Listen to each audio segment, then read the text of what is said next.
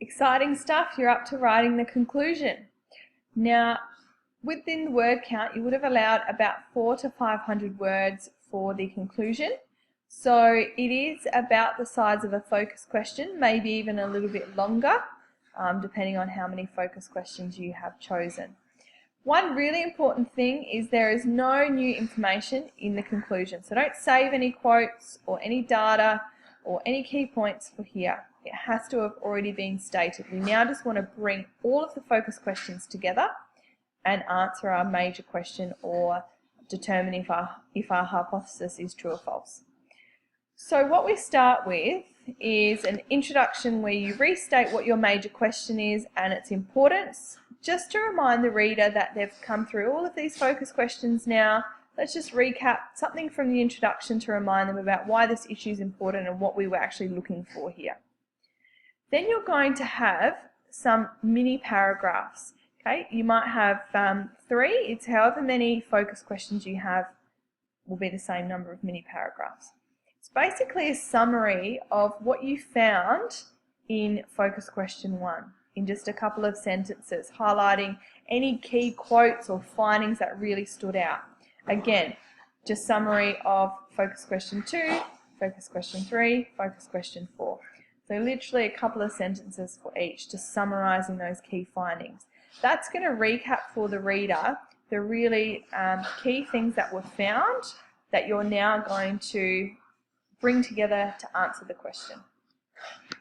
So if we now move down to this next paragraph, and this is the largest paragraph in the conclusion. This is where you really show a lot of analysis, which is important because that's one of the criteria. You're now no longer keeping your information separate by focus question. We want to mesh it all together and look for trends or things that we found in common with information, similarities, differences in data, opinions, were the findings the same, different, etc., and why, in fact, or suggesting why things might be different or why people might agree. Okay, that goes beyond just stating what you found and actually showing that critical analysis of why it might be the case. This is a very short example, and what you write should be longer, but just so you can get a gist of the sort of things or how you can word it.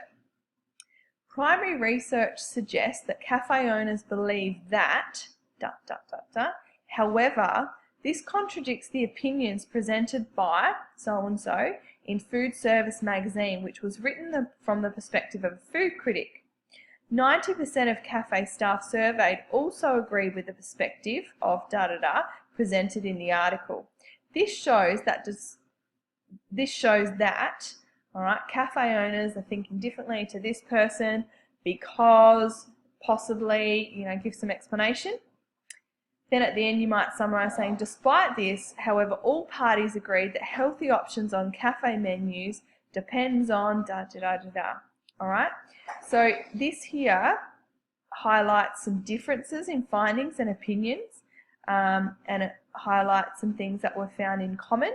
So it's a good idea to find a few things that were perhaps similar or agreed upon, that was strongly came through, kept reoccurring, things like that, and then a few things that were perhaps different or something that everyone agreed on, or findings that were really agreed on by everyone. So once you have summarised all of your findings, you then come to actually answering your major question or hypothesis, saying it's sort of true or false. Just remember that we're not proving something. So the word proving or this proves, try and avoid that if you can. Instead say research suggests, because like we said at the start, we haven't done a full-scale study. We're not experts to prove something, but the research you've done can strongly suggest something. Okay? So in conclusion, are there enough healthy options on cafe menus? Research suggests that one sentence or 2 sentences just to summarise. Okay, and that's it for the conclusion.